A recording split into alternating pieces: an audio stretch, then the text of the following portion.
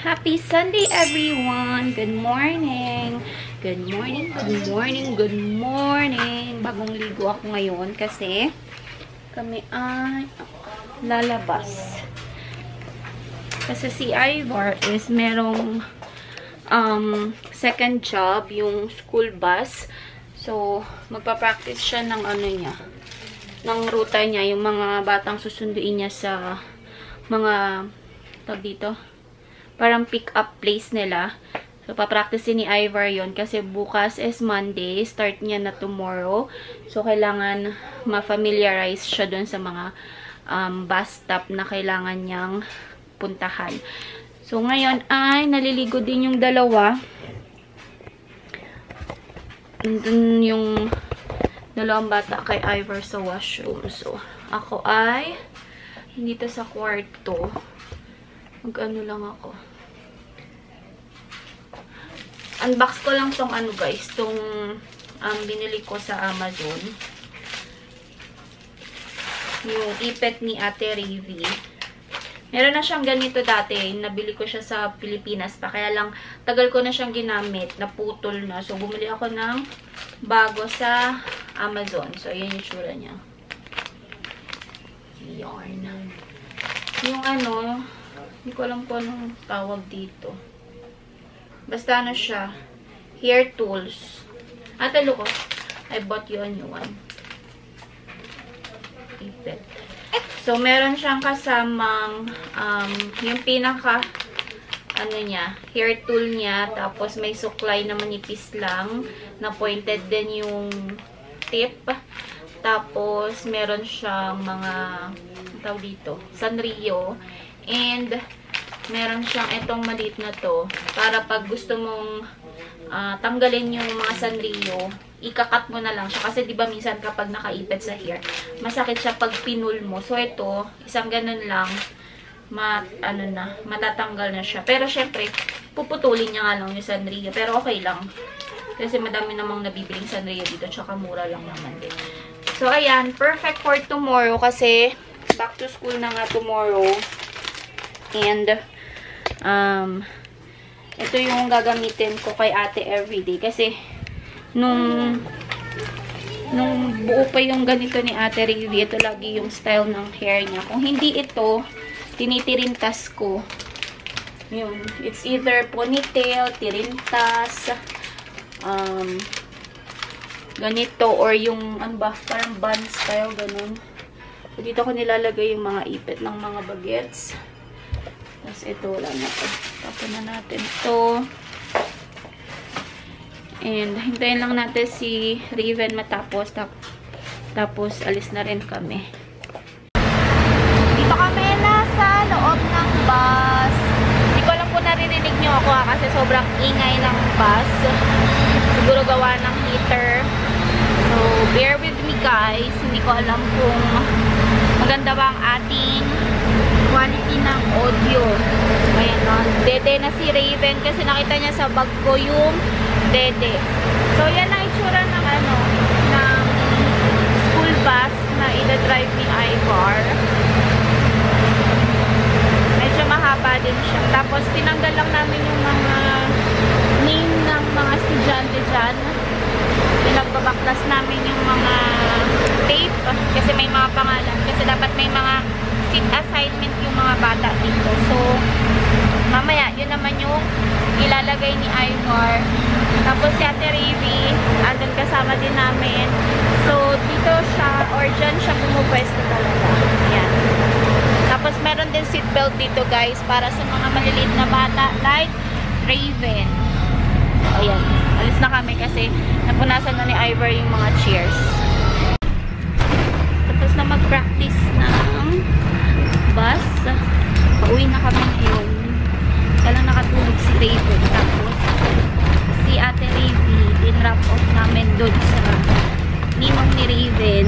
Yung anak kasi nung is friend ni Ate Ravi. So, ayun. Nandun siya ngayon. So, uwi muna kami. Kasi si baby na nakatulog. Hindi ko alam kung may time pa kami mag-Canadian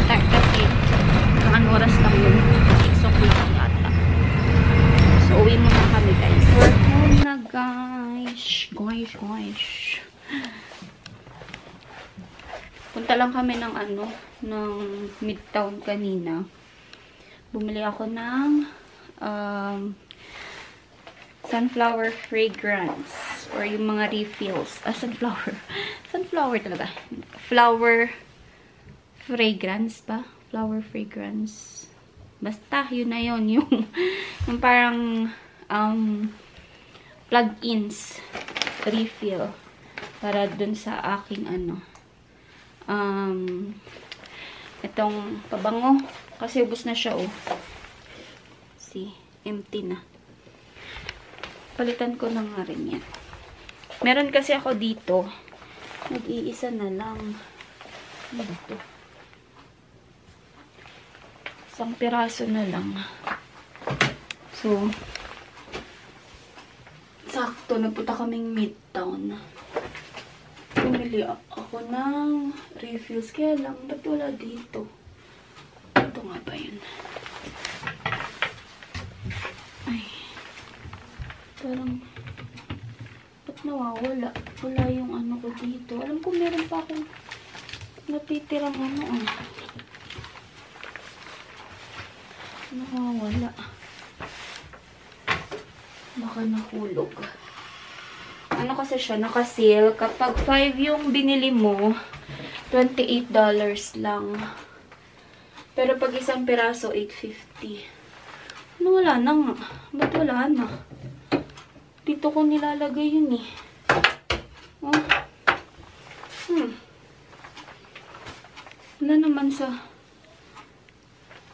Wala naman akong pinag-anuhan nun. Pinaglagyan na iba. Dito ko lang nilalagay. Bakit kaya nawala? So anyway, wala. Hindi ko siya mahanap. Ano nandito? Ay, hindi. Ito pala. Duling lang. Duling lang. Nga pa rin si Ate Rivy. Handa pa rin sa friend niya. Ayan o. Bumili ako ng isa pang ganitong refill kasi mabango to. Yung gingham. Ito lang yung gingham na meron sila sa mga fragrance refills. Pero madaming klase ng gingham, guys. Ay, madaming klaseng ano nga ba yun? Oo. Madaming klaseng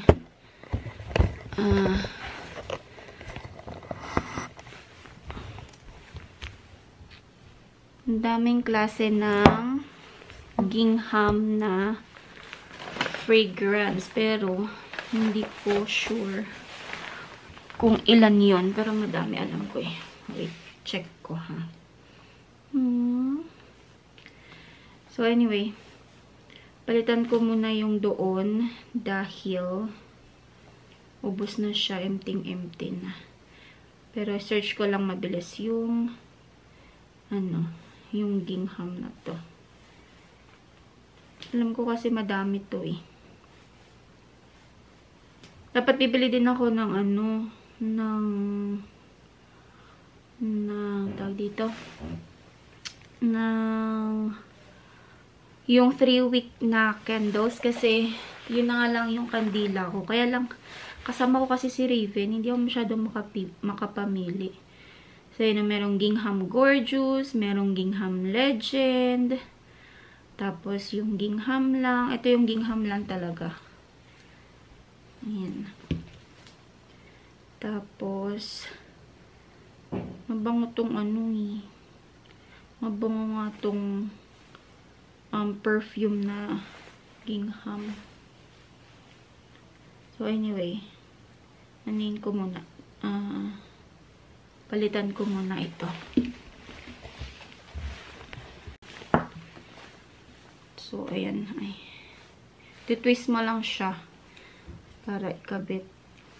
Itong na to, itong plug-ins na to, kay kuya talaga to. Kaya lang ayaw niya na gumamit ng ng parang air freshener dun sa kwarto niya. So, kinuha ko na lang.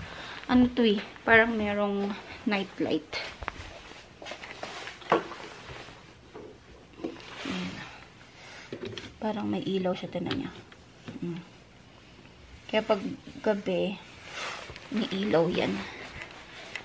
Tapos, Tapos, ito yung mga scent na nabili ko. Haggard ng hair.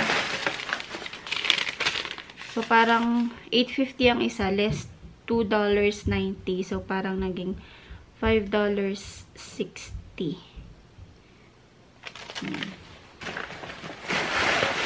Kaya, ang binayaran ko is $28 plus tax. So, naging $31.08.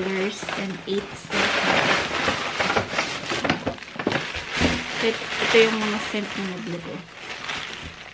Merong Flower Child. Merong Cactus Blossom.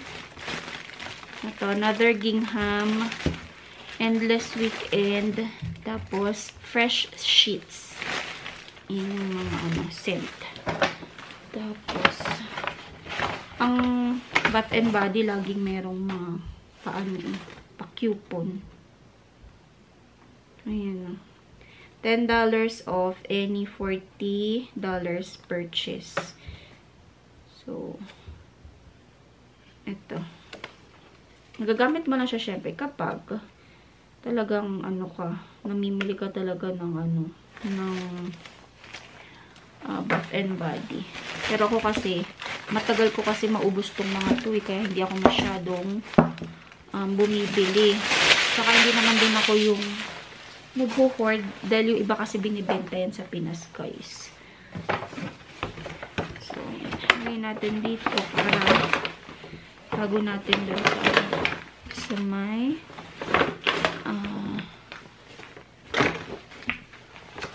doon sa may washroom. Dito natin itong resibo kasi hindi ko natin susuli, syempre. Ayun. Yun lang naman ang aming ginawa. Hindi na kami nakapunta ng Canadian Tire. Gusto ko nga sana mag-Canadian Tire kasi nga para makabili na ako ng non-slip mat para dun sa dito sa may entrance door namin. Kaya lang pasarado na kasi kaya hindi na ako nakapunta. So, natin kung bukas nakapunta ako. Nandun yung dalawa sa taas. Si Ira tsaka si Raven. Ako, mag-ano lang ako dito. Tutupi lang ako ng damit. Kasi yun kita nyo ba yan? Ang aking tutupiin. Meron akong tutupiin dyan. Yan ako lang. Paandarin ko lang ulit kasi baka malamig na to ulit. So, yan. Tapos, ligpitin ko lang itong ginamit kong bag. Ayan na si Raven, guys. Kumakain ng gummy shark. Tapos, may hawak siyang ice cream kasi gusto daw niya ng ice cream. Si Ate Raven nag-message. Sabi niya, so, daw niya umuwi ng 8:45. So, siguro, after ni Ivar sa lakad niya, daanan na rin niya si Ravi dun sa friend niya. Tagal na nitong ice cream, guys. Hindi maubos-ubos. Sobrang laki kasi. So, lagyan natin ng ice cream yung ice cream yung cone ni Raven. Raven, come here. Grabe kabango ng guys, ng Bath and Body. Yung pinalit ko. Amoy na amoy. Liga dito, dali. Stand up here. Come on. Yeah. Oh, careful. Oh, stand up. Nangunguha na siya, guys. Oh. Siya na gumagawa ng sarili niya. Ini-scoop niya. Meron akong ice cream scoop dito. Kaya lang,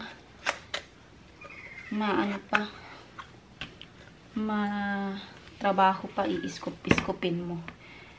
So, kutsara na lang.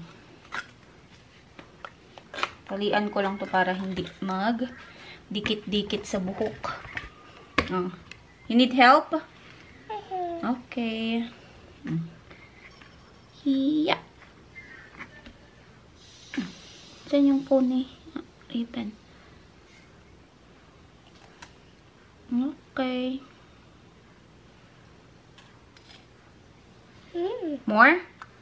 Come on, let's put more.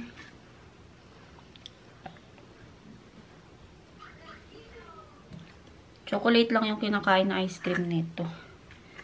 Sobrang hilig sa chocolate. More. Lagyan natin more. Okay. Good. Nagsalang ulit ako ng isang load ng labahin, guys. So, natapos na siya. Aray ko.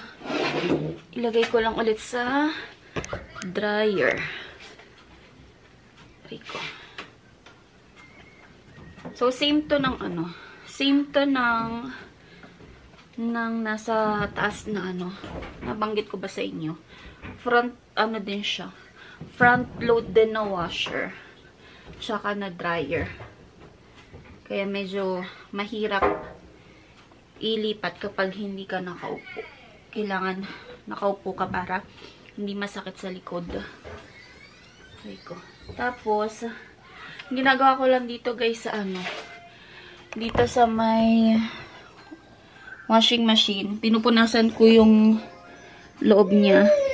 Tinutuyo ko para hindi bumaho. Saka hindi siya yung parang mag-stain. Kasi yung dun sa taas, yung nandun pa kami, napabayaan ko talaga siya nung ano, nung ginagamit ko, hindi ko napupunasan. So, ang nangyayari, para siyang nagbasa, ay nag-ano, ba yun? Parang basta, may mga mark siya ng mga, kung anik-anik na hindi ko maintindihan, kung bakit nagkagano, hindi ko rin alam. So, ngayon, itong washing machine sa baba, I make sure talaga na ano. So, sinisigurado ko talaga siya na tinutuyo ko. Tapos, hindi ko sinasarado kagad para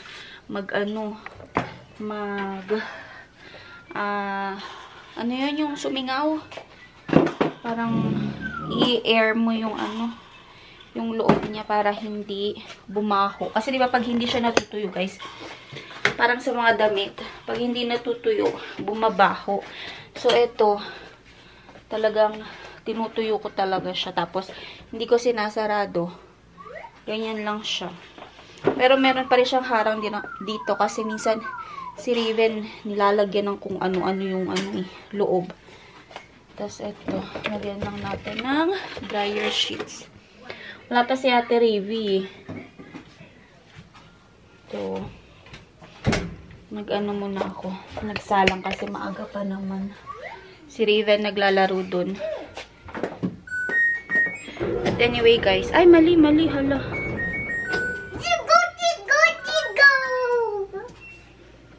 Nalagay ko sa heavy duty para matutuyo talaga. So anyway guys, i-close ko na yung vlog. Let's close the vlog, baby. Thank you so much for watching. Yun na po ang ating video for today. I hope nag-enjoy kayo. So, I will see you on my next one. Bye! Bye! Bye guys! See you on my next one. So, thank you so much for watching. Please don't forget to like, share, and subscribe to my channel. And I will see you all on my next one. Bye!